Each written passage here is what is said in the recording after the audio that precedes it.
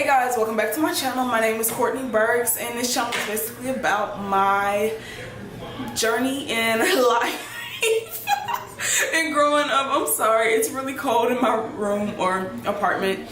But if you're new to my channel, make sure you hit that big old red button and go ahead and subscribe along with the bell notification to get all the notifications of my recent uploads. So today I want to talk about mental health and trying to lose weight and what that will do to your body. Ugh. So I don't think a lot of people talk enough about this when they're talking about trying to lose weight, and I think this has been, like I said, my biggest downfall was not being consistent, but I've honestly done my part.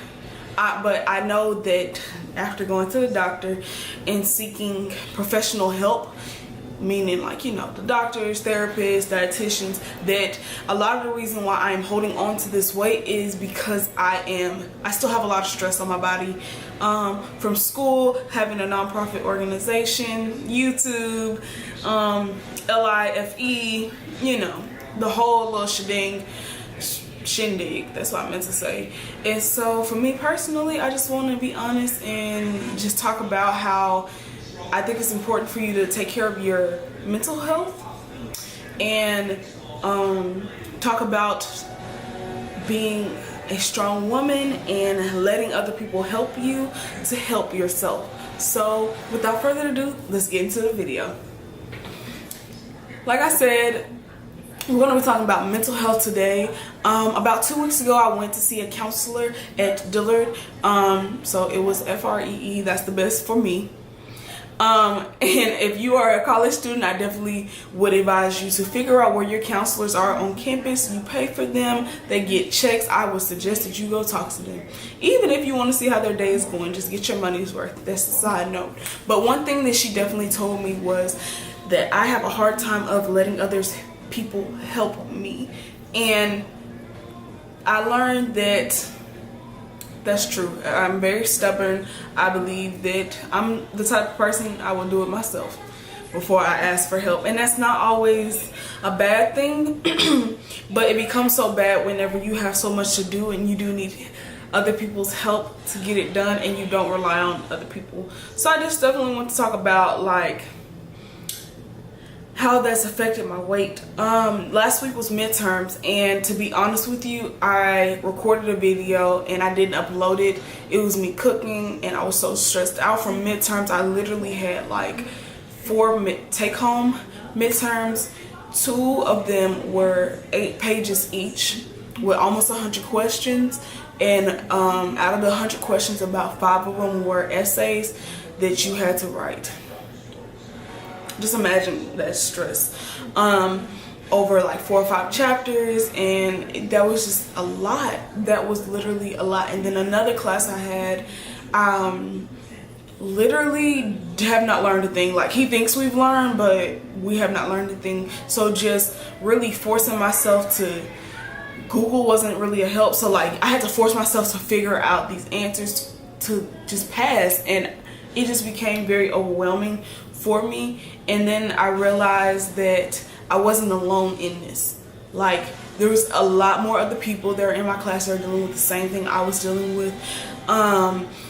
Maybe I could have collaborated with other people to see where they were at, if they've been reading, whatever the circumstances may be. But there were people around me that could have helped me, and I did not rely on anybody else because I thought that I can get through it.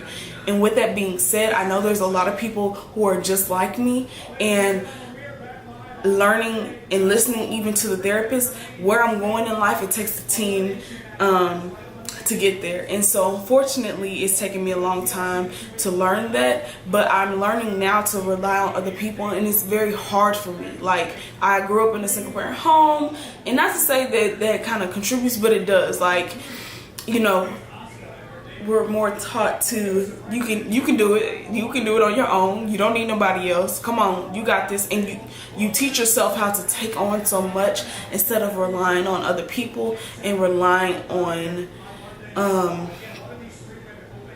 just relying on other people, whether it be friends, family, or whatever the circumstances may be. I have a very hard time of just doing that. And so when she said that, it kind of struck a nerve, and I was just like, OMG, I really don't know how to let nobody help me. And now I am kind of allowing people to kind of show me, not prove to me, but prove to me that they can do it, prove to me that I can trust them, because it's going to sound really conceited, but, or not conceited, but it's going to sound different, but you're going to have to prove to me that I can trust you. And I think that women who are in this position actually understand what I mean by that. I don't push my trust in any and everybody, and where I'm at and where I'm going, I can't just, do that. So I have to have a good sense that you're able to complete the task that I'm asking. And I know that sounds so horrible because I am kind of a control freak as well, but it literally takes me to be like, okay, I know that I can trust this person to get this done, and I have to allow them to get it done. I cannot sit up here and interfere because that places more stress on me. But I understand now why. And then the dietitian also included that your body will hold on to the fat from you stressing, if that makes any sense. So whenever you're stressing, your mind has all these little things in it that make your mind a mind. I know that doesn't sound right, but then whenever your mind is not releasing something, it goes into your body, and then your body stores it, which is where the fat comes in. And so whenever you're eating, and 9 times out of 10 when you're stressing, you're not eating healthy, so your body stores all the bad food, the overstress of your mind and not allowing anybody to help you, and then 9 times out of 10 you're not sleeping normally. So all that stuff is contributing to you maintaining that weight.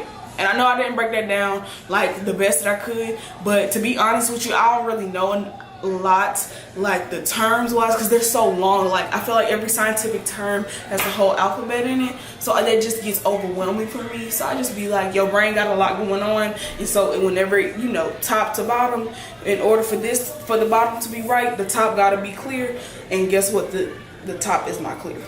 And that's basically what the doctor did. Shout out to the doctor, whoever her name is, because I don't know her name either. I think it's like yeah.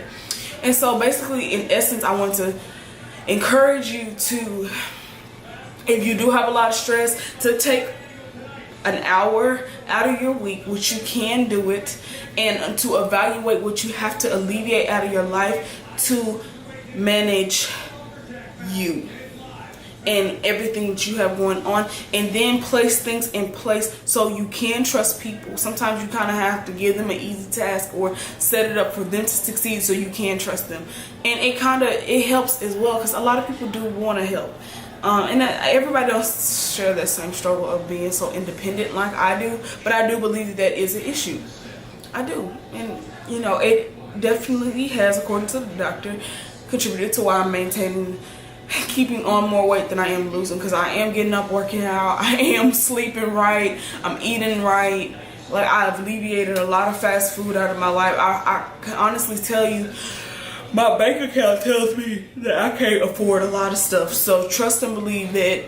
And I'm not eating noodles, I'm genuinely cooking, I'm genuinely doing better, and I just feel like I'm very frustrated because I'm not seeing the results I would like to see. But guess what?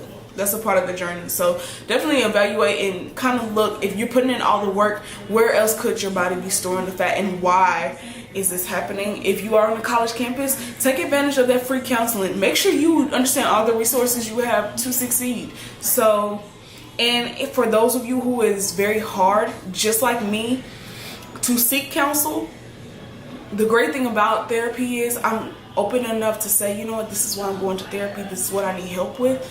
But you don't have to let anybody know.